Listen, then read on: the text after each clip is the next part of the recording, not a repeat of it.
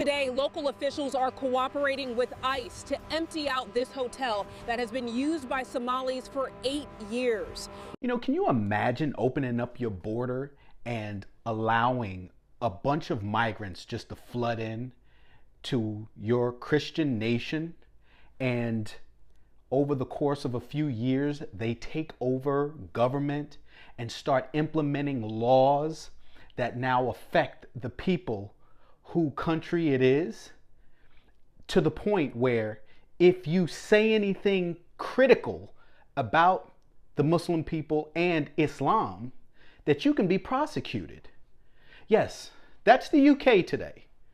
In the UK, if you say anything about Muslims in the UK, a Christian nation, you can be prosecuted. You can be arrested. Your TikTok post or social media post, if they don't like what you say, they will arrest you in the UK. Now, I say that because places like New York and Dearborn, Michigan, or wherever, these people have infiltrated and they are controlling government and they're writing policies. This should scare you. This should scare every American citizen, because our constitutional republic is under attack, and it is under attack by people who have thoroughly infiltrated this country, thanks to the Democrat Party. We are staying here and we are not going anywhere. Why? Because we are a taxpayer, we are citizens, we are legal residents, we are contributors, we are consumers, we serve our military, we serve our law enforcement, we serve our medical facilities in the United States, we serve our education system, we serve in any blue-collar jobs in America. So we are in every single industry in America, we are in it. Because of that, we are part of the society, and to select a certain community is un-American. So we stayed here and we're not going anywhere, right? Assalamu alaikum, Somali. Ma salama. Know that he called African nations a shithole in his first administration.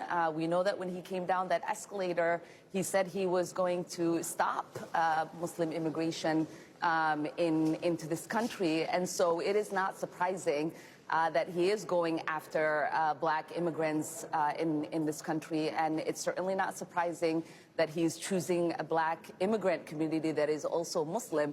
But what I would like to say is that most of us are citizens. On our passport, it says we are nationals of this country. We love that Minnesota has welcomed us. Many of us have not been settled in Minnesota. We chose it as a home because the Minnesota people and the state is beautiful and very welcoming. And we are going to be here regardless of what the president has to say.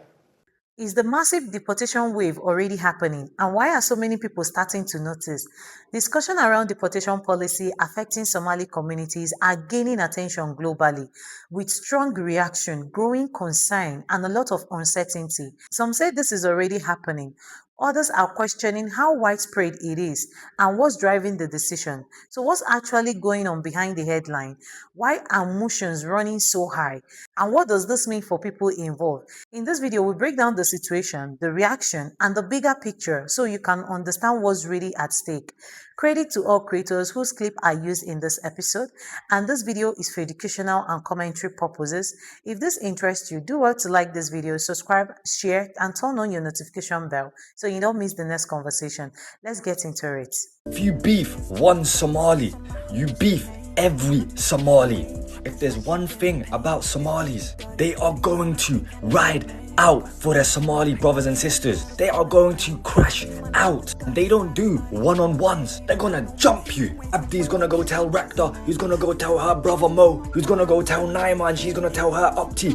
You are fucked. You are well and truly pissed if you get into beef with a Somali, because word will get out that you're beefing the Malis.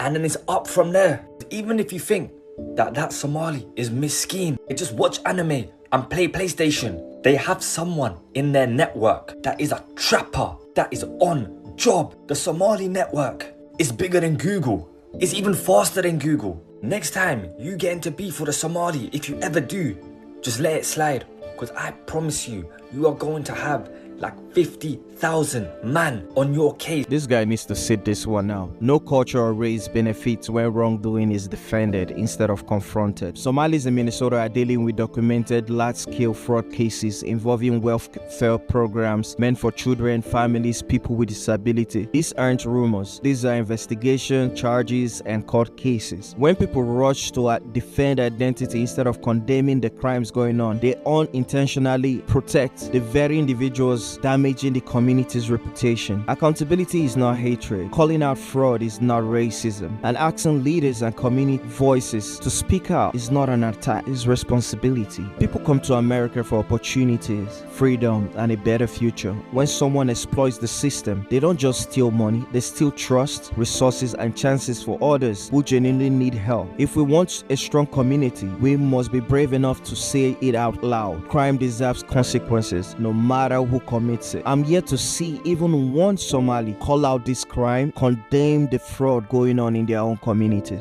Moving on, 64 Somalis and 7 Kenyans arrived at the JKIA today after being deported from the United States. The 71 were accompanied by U.S. security officials.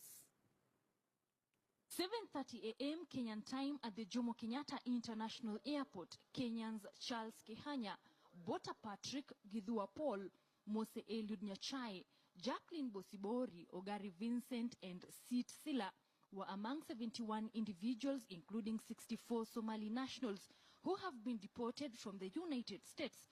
There's a lot of discourse right now amongst, Somalis, being that Trump is now openly basically saying he don't mess with him, right? Not gonna lie, amongst everyone Trump is coming against, Somalis might be the last one to go, bro.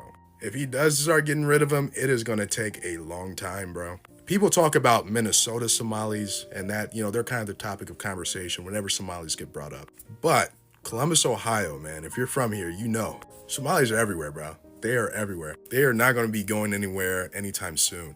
I remember when I was 5 years old, my mom had sent me and my brother to a school that was basically all Somali. And when I mean all Somali, I mean like the only non-Somali kids in that school were me, my brother, and like 2 white kids that were in his grade. Everybody else was Muslim, Somali. Mind you, I was 5 years old, okay? This is like 16 years ago.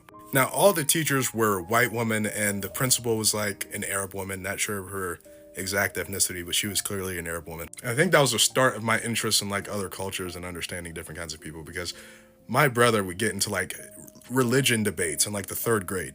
And you can imagine how bad the talking points were, being that they were 3rd graders trying to debate religion. Just all talking points that they probably just heard their parents say. And I don't think I realized how unique that experience was until I got older. Now, no clue why my mom put us in that school. We only went there for like a year, and we went to a white school the next year. As we wrap this up, it's clear that this is a complex and evolving issue, one that goes beyond simple headline or quick explanation. At the heart of this conversation are real people, real policy, and real input that can affect families, communities, and future. For some, this situation raises concern about fairness, human rights, and how immigration policy are being applied. For others, it's a national policy, law enforcement, and how country manage borders and legal system. That's why opinions are so divided. What makes this conversation even more important is how quickly information spreads and how easily narrative can form before all the facts are fully understood. That's why staying informed, looking at verified information, and understanding different perspectives is the key. Because issues like this don't exist in isolation. They reflect broader global conversation about migration, identity, and policy issues. As more information comes out, the situation may become clearer, but for now, it remains a topic that deserves careful attention and thoughtful discussion.